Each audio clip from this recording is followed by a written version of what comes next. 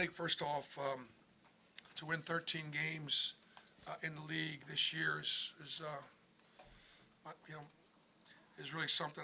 I'm just very grateful to our players and our coaching staff because this league was daunting. It's the best I've seen it, and there are a lot of cliches that you could throw at it, but to be tied for third, when we're picked six and could have finished, a lot lower than that, 24 wins by double digits is kind of historical. I think our fans enjoyed this team.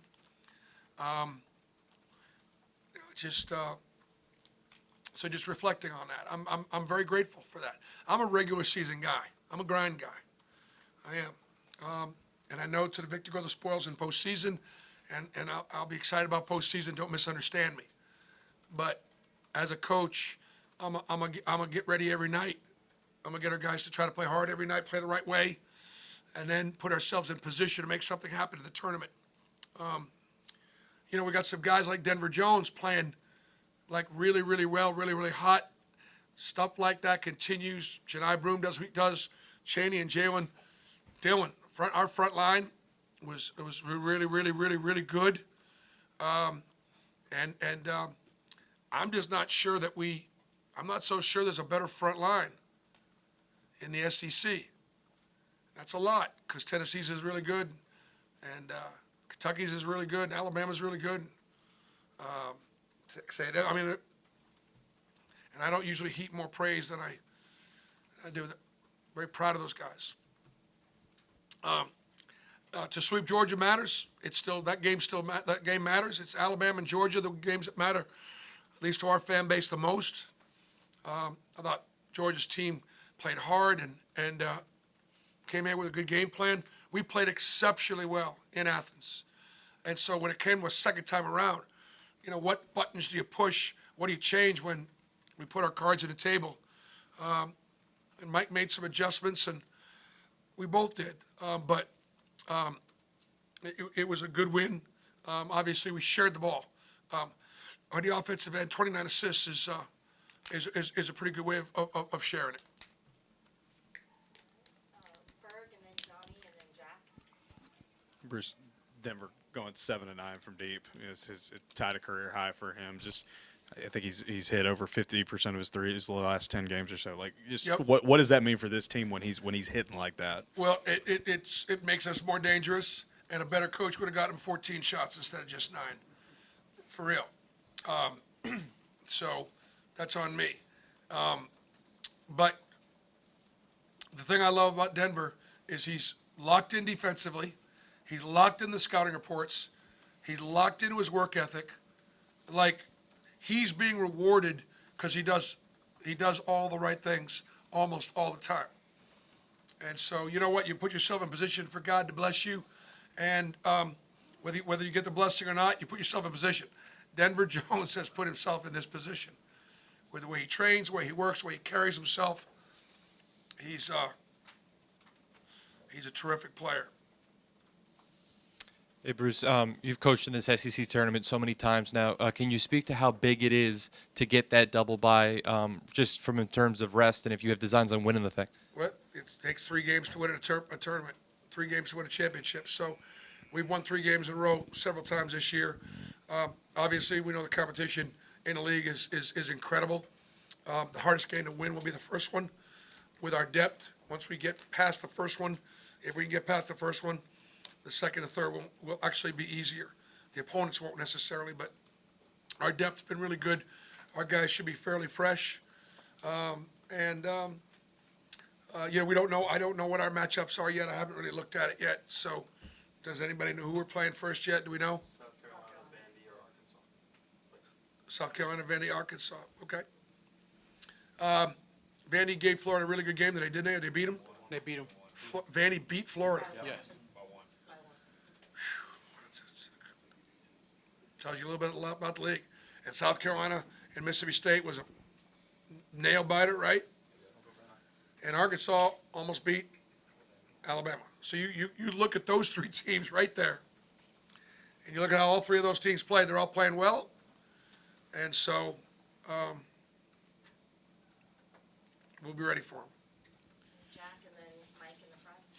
Coach, every time that Georgia seemed to go on a run and cut that lead down, your boys battled back and they extended that lead, pushing it to about a 20-point lead at one point. Just talk about the resiliency the guys had to take Georgia's best shot and be able to hold them off and continue to push that lead forward. I appreciate that. I mean, that's what good teams do. I thought that most of the time it was when we knocked down a couple of shots, and a couple of times it was when they missed a couple of shots. I would have loved to have seen us be better defensively, make more solid plays. I thought, physically, I thought they were more physical than we were. They got to the foul line 30 times, and they had 14 offensive rebounds to our 26 defensive. I thought Georgia was more physical, and we're going to have to play with greater toughness, greater physicality, if we're going to win in March. All right, Mike, Cameron, Jacob, Berg, and then Nathan. Coach, last game in Neville, going back to the beginning of the season, you promised the greatest balance of minutes of any team you've ever coached. 34 points from the bench tonight. Can you talk about how that bared out over the season and how proud you are of the way those guys developed the season? Well, I'm glad to see now that when I tell you guys something at the beginning of the season, you might believe me now. So I'm glad to see that I was open and honest, and I felt like we'd shoot it better this year. I thought we'd share it better this year, and we got some, but I have a really high standard, and the kids will tell you that I have a high standard. We're a hard team to scout because we've got so many guys that can shoot it, make plays, and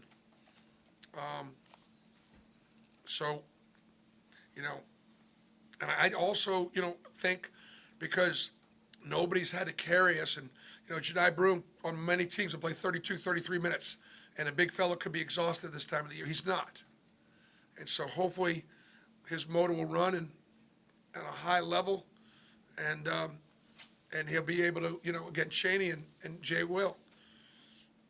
I got a monster on the floor every time. I get Dylan and Jedi. I mean, we just don't drop off. And I'm hoping that physicality and that energy and effort will pay off for us. All right, Jacob, then Cameron, and then Berg. Bruce, I asked the guys where they thought this team had improved the most from game one to now. Jalen said the defense and how they pressure the basketball. Where do you think this team has improved the most since game one and going into postseason play with the SEC tournament next week? I'd say that Jalen's probably right that we've got a good understanding of how to guard and how we want to try and guard, and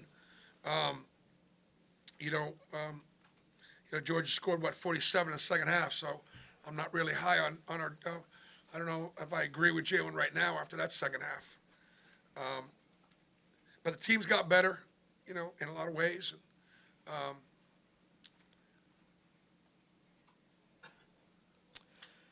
Coach, teams have been doubling and tripling Janai Broom like crazy all game, especially these last few weeks. And he had 5 assists today. Just talk about how he's been able to impact the game in different ways. I mean, Janai would love to score more, but I feel good about getting him the ball because he is unselfish and he's a really, really good passer. And I think that, for Janai, the ability to be able to make plays offensively and defensively inside and out, shoot it inside out, score it inside out, be a reliable free throw shooter and a playmaker, that's the stuff that translates to the next level for him. All right, Berg, and then Nathan with the last question.